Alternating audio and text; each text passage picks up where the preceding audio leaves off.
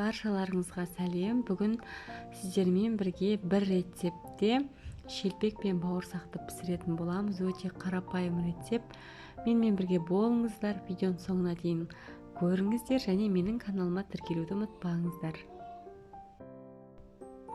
Ол үшін бізге жылы суға қант саламыз және алдын ала дайындап алған тұзымызды, құрғақ дрожжымызды салатын боламыз. Және бізге сары май, ертілген сары май қажет болады. Жақсылап құрғақ ұнтақтарымыздың барлығын жылы суда араластырып аламыз және ертілген майымызды үстінен құятын боламыз. Қалауларыңызша ұн салып, жұмсақ қамыр илейтін боламыз. Қазір иленген қамырымызды осы үстін жауып, жылы жерге 1 сағатқа немесе 1,5 сағатқа қалдыратын боламыз.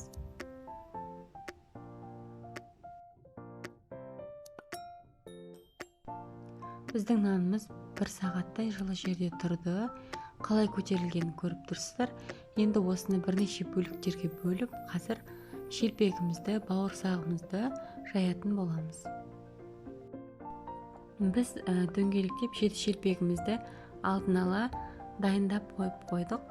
Енді менің ысып жатқаным бұл бауырсақ.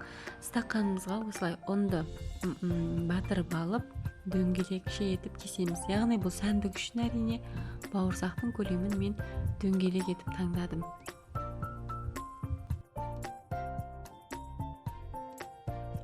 Енді мен дөңгелек болып тұрған нандарды оқтаумен ақырын баса отырып жайып, шелпек қып дайындап жатырмын. Видеодағыдай дөңгелекше және қалыңдығы да өте қатты қалың болып кетпеу керек.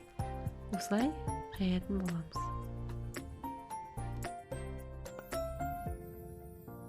Біздің ең басты процесстеріміздің бірі мінекей қайнап тұрған майымызға бауырсақтарымызды салып, екі жағын қызартып, әдемі қылып пісіріп және дайындап қойған алдын ала табағымызға түсіретін боламыз осындай ыстық бауырсақтарымызды.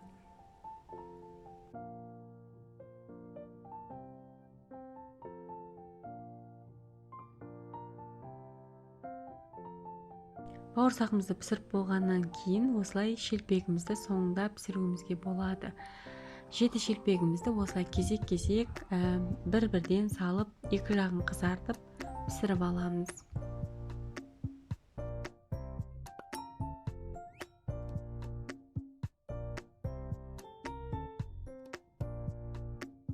Міне біздің бауырсағымыз да, шелпегіміз де бір ғана рецептпен тез арада дайын болды. Үйлеріңізде жасап көріңіздер. Сіздермен бірге болған Ақбота. Арнайы Құран оқытып, мінекей шелпек пісіріңіздер үйлеріңізде. Тек қана жақсылық болсын.